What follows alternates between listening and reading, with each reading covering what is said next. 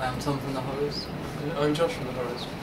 I missed it. Just people sort of said, "Oh, what are you doing now?" And then you're like, "Oh, we're going to work on a second album soon," and then that kind of qualifies in most people's heads as sort of announcing a new record, and they say you're working with this person that you kind of mentioned offhand, or maybe you might be working with, or something like that.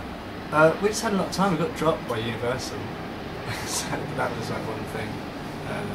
Dress up a little bit. We didn't see eye to eye on the creative future of the band, and so parted ways. Oops. Yeah, I think there was a disagreement in the numbers between them and us. It didn't work out, and then we got picked up by XL. We just went to the actual album as a whole was kind of just written in about 6 months, and the rest of the time was just spent waiting for other people to get their shit together.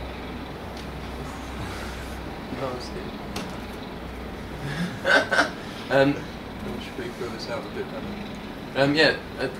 The majority of the record was written in the summer of 2008. Yeah, in summer of 2008, in Stoke Newington at the Gun Factory, and we just kind of hold ourselves away and just worked on the record continuously. Yeah. Well, don't really say anything I said before. There was never really any need for discussion in the band about, we're all quite against the idea of stagnation and just kind of stopping, just doing the same thing over and over and over again. So the second record naturally was really different to the first one. I imagine the third one will be again. If you listen to the first one, that wasn't like anything that was going on at the time at all. We've always done something different, and it's not because we've sat down and gone, oh, let's do this and go that way. I guess we just might think differently to a lot of people. When we wrote 3 Decades, I think that was like that was the first track we wrote, and we were all like, hey, this is cool. It's got the kind of right vibe that we all kind of, when it happened, and when we wrote it and it was all happening, it was kind of like a group realisation. This is kind of the start of something. This is maybe a word. That's the right feeling. I think we always after a feeling in a song, as opposed to just like a sound or like a going for a particular genre or something like that. It's more about the feeling that something evokes. And that one evoked all the right feelings and kind of ticked all the right boxes for us. And that kind of started us off on the path to where the album sound came from. And you talked about maybe the third album, if you guys already started working or writing stuff for the next record? Not really, we talked about it quite loosely.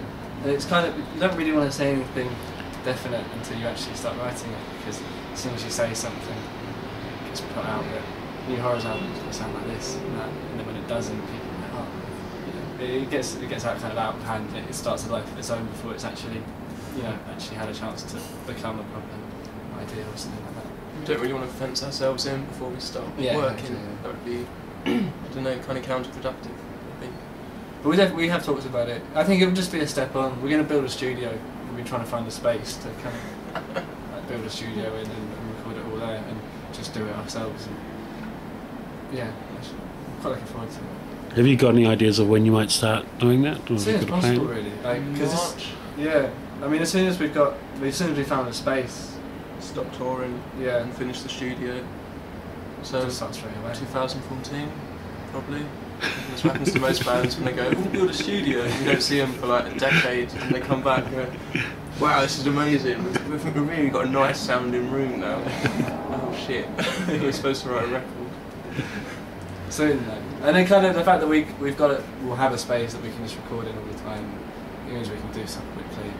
It's much more self-contained, and you're kind of removing other people from the equation, so it's more of a direct line between the actual music and the recording and you, as opposed to you've got a song, but then you've got to find a studio and you've got to find engineers that are sympathetic to what you want to do and so forth. Have you been playing any new songs that are not on the albums live? No, when we were in New York, Suicide's manager came to see us and he was like, Alan Vega wants to play a song with you guys tonight, but he's also getting inducted into the Rock and Roll Hall of Fame, so he might turn up to do a tune with you in the encore if you want to do it. So we learnt Ghost Rider, and he didn't turn up, but we've just been playing it anyway. It sounds really cool. Also in spare days Like last year for the massive touring, we finished off a track we didn't put on the record called Whole New Way. It was put out sometime last year. We started playing that as well. But we haven't, to write we all need to be in the same room, and that's just not really feasible when you're on tour. Because, well, not all in the same room. We don't really do the acoustic guitar kind of thing. You know, I've got you bring it to the band. Kind of all just like come together and see what happens. Yeah, what is the sort of process? So it's quite collaborative? Oh yeah, no, extremely so. There isn't really a set process, though. It kind of just, it just happens. Like 5 people shouting at each other. Pretty much how it works. 5 people trying to get louder than each other and then bringing it back down again, and then it happens again. We had like regular, alright guys, we've got to bring all the amps right down again because everyone was like, trying to get that one up on each other. Did you guys all went to school together? No, me and Paris went to school together, and he was the year above, and we kind of became friends in the last couple of years because I think we're kind of the only 2 people that were, I think, kind of into music really, or into the kind of music that we were listening to. So we just became friends because of that, and we kind of thought it'd be cool to start a band. And originally it was just like we were just going to start like a garage covers band.